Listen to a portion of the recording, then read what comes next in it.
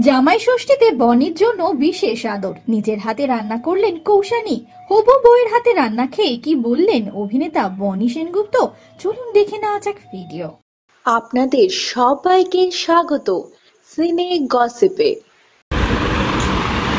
High, কেমন লাগছে চিংড়ি? অসাধারণ। আজকে তো বাংলা ভাষায় বলতে হবে, তাই জন্য অসাধারণ। ভালো হয়েছে। সুপার। Is it good? শেফকে চিনাচ্ছে না, সেলিব্রিটি দেখায় না টিভিতে।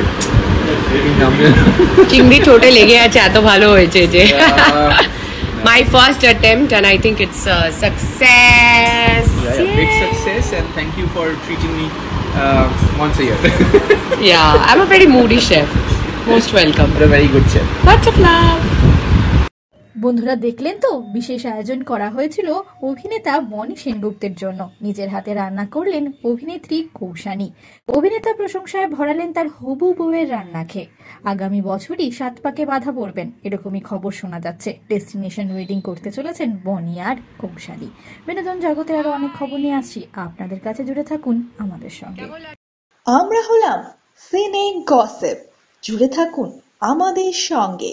সাবস্ক্রাইব করুন আমাদের এই ইউটিউব চ্যানেলটি।